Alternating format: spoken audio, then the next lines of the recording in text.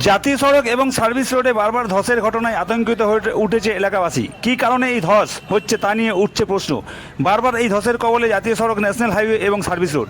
জাতীয় সড়কের পরপর দুইবার ধস হওয়ার পর এবার আসানসোল এথরা ব্রিজের নিচে 19 নম্বর জাতীয় সড়কের সার্ভিস রোডে ধস। তার ফলে আতঙ্কিত পথযাত্রীরা।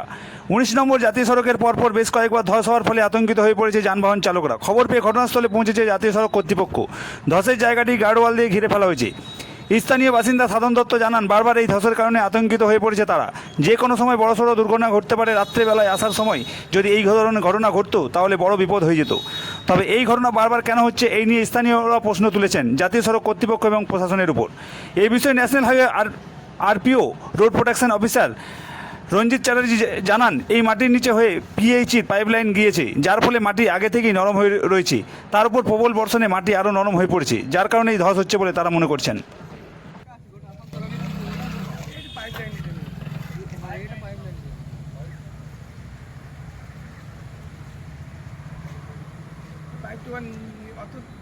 নিচে গেছে ওইটা হবে,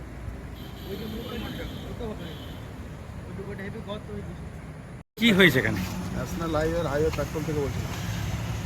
এটা একটা পাইপ লাইনের লাইন গেছে নিচে দিয়ে, পুশিং হয়েছে, জ্যাক পুশিং। তো ওইটারই গেছে, মাটিটা আলগা হয়ে গেছে, ওটার জন্য ধসে গেছে।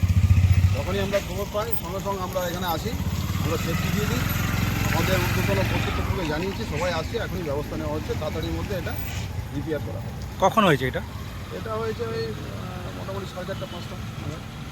তো বারবার এরকম জাতীয় সড়কে ঘটনা ঘটছে, এটা তো পাইপ লাইনের একটা পুশিংয়ের কাজ হয়েছে, নিচে দিয়ে পাইপ লাইনটা গেছে, জ্যাক পুশিং হয়েছে, যার জন্য এটা হয়েছে। পাইপের লোককেও ডাকা হয়েছে, ওনারাও আসছে। আমরা তো এসছি, আমাদের ঊর্ধ্বতন কর্তৃপক্ষ ওরাও আসছে। খুব তাড়াতাড়ির মধ্যে এটা রিপেয়ার করে দেওয়া। এটা কোন সড়ক? এটা আমাদের জাতীয় সড়ক এথরা যাচ্ছে, এটা এথরা গ্রাম যাচ্ছে। এটা আমাদের service road, underpass, national highway service road. আপনার নাম? আমার নাম Ranjit Chatterjee, national highway RPO patrol. কি হয়েছে এখানে?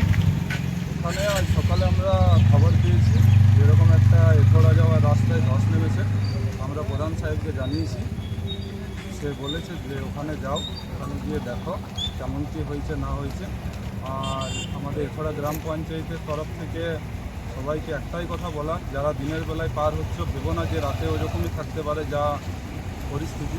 তার জন্য সবাইকে বলবো যে রাতে যখন পার হবে একটু দেখে শুনে পার হবে, কোথায় কী হচ্ছে বোঝা যাচ্ছে না। কেন জাতীয় সড়কে এরকম বারবার ঘটনা ঘটছে, সেই নিয়ে তো কতটা আতঙ্কিত? বারবার ঘটনা ঘটছে বলতে, এক তো প্রচণ্ড বৃষ্টি হচ্ছে, এটা তো একটা কারণ যে প্রচণ্ড পরিমাণে বৃষ্টি হচ্ছে। তারপরে এবারে মাটির তলায় কী হয়ে আছে, কখন পুরনো কী কাজ হয়েছে এটা কেউ জানে না। তাই জনসাধারণের কাছে অনুরোধ, যখন আপনারা পারাপার হবেন একটু দেখে শুনে পারাপার।